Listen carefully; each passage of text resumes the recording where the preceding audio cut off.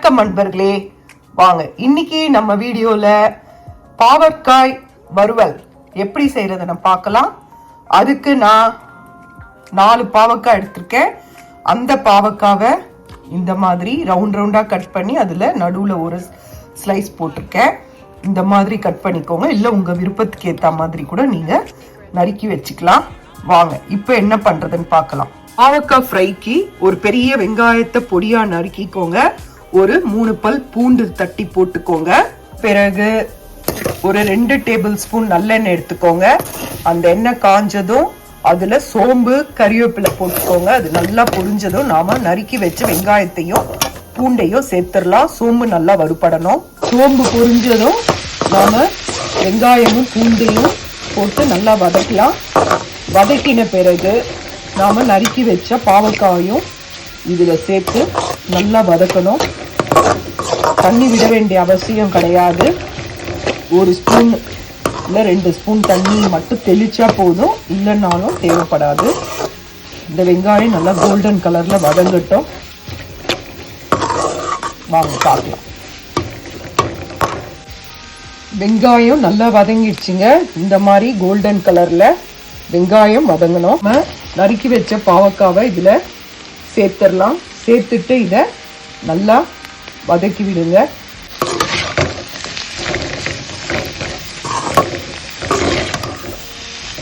இது நல்லா கலந்து நல்லா வதங்கட்டும். மீடியம் ஃப்ளேம்ல வைங்க.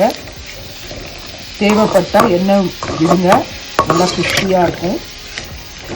நல்லா வதங்கட்டும். வதங்கின உடனே உங்களுக்கு நான் காட்டுறேன். அடிக்கடி கலரி விடுங்க, இல்லைன்னா அடி பிடிச்சிடும். கொஞ்சம் எண்ணெய் விட்டீங்கன்னா கொஞ்சம் அடி பிடிக்கிறது குறையும். பாவக்காய் நல்லா வதங்கின பிறகு 1 ஸ்பூன் வெறும் மிளகாய்த்தூள், 1/4 ஸ்பூன் மஞ்சள்தூள், 1/2 ஸ்பூன் ஜீரகத்தூள், தேவையான அளவு உப்பு, 1/2 டீஸ்பூன் தனியாத்தூள்.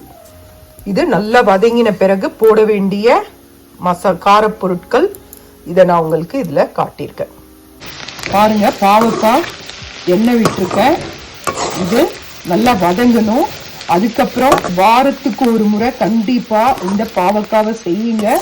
நம்ம குழந்தைங்கள்ல இருந்து பெரியவங்க முதல் நம்ம வயிற்றுல இருக்கிற பூச்சிக்கள், வயிறு சம்பந்தப்பட்ட எல்லாவித பிரச்சனைகளுக்கும் பாவக்காய் நல்லது. சுகர் இருக்கிறவங்களும் பாவக்காய் சாப்பிட்டா ரொம்ப நல்லது. அதே சமயம் வாரத்துல ஒரு நாள் இந்த கசப்பு பொருட்களை கண்டிப்பா சேருங்க. அப்பதான் குழந்தைங்களுக்கும் இந்த மாதிரி ஒரு பொருள் இருக்குன்னு தெரியும். நீங்க சின்ன வயசுலயே இந்த குழந்தைங்களுக்கு செஞ்சு சாதத்துல போட்டு பிசைஞ்சு வீட்டுல கொஞ்சம் 2 குழந்தைங்க அந்த மாதிரி இருந்தா நீங்க இந்த அளவுக்கு செஞ்சு கூட சாதத்தை போட்டு பெரட்டி எல்லாருக்கும் ஒரு நெய் விட்டு ஒரு 2 வாய் ஊட்டி விட்டுடலாம். சாப்பாடுல சாப்பிடணும்னு தான் கிடையாது. இத குழந்தைங்களுக்கு சேர்த்துக்கிட்டீங்கன்னாலும் ரொம்ப நல்லது, பெரியவங்களுக்கும் நல்லது. அதனால இந்த பாவக்காவை நீங்க கண்டிப்பா உங்களோட உணவுல சேர்த்துக்கோங்க.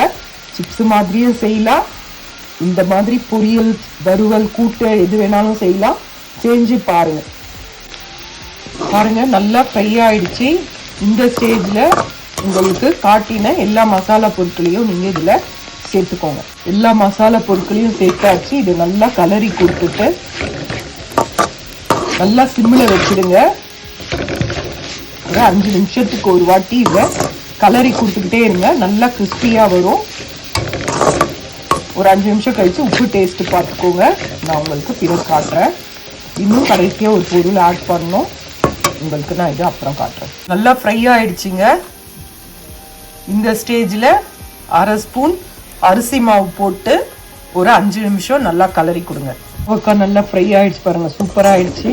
இப்போ இதை அரிசி மாவு போட்டு இதை நல்லா ஒரு 5 நிமிஷம் நல்லா கலந்து கொடுங்க.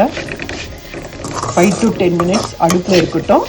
நல்லா சூப்பராக கிறிஸ்பியான பாவக்காய் ஃப்ரை ரெடி. நாம் கசப்பே இருக்காது, செஞ்சு பாருங்க. இது சுட சுட சாதத்தில் போட்டு பிசைஞ்சு சாப்பிட்டீங்கன்னா ரொம்ப நல்லா இருக்கும். ஒரு 5 மினிட்ஸ் கழிச்சு காட்டுறேன். அவ்வளோதான், ரெடி ஆயிடுச்சு. பட் ஓகே, அவ்வளோதான். இவ்வளோதாங்க பாவக்காய் ஃப்ரை.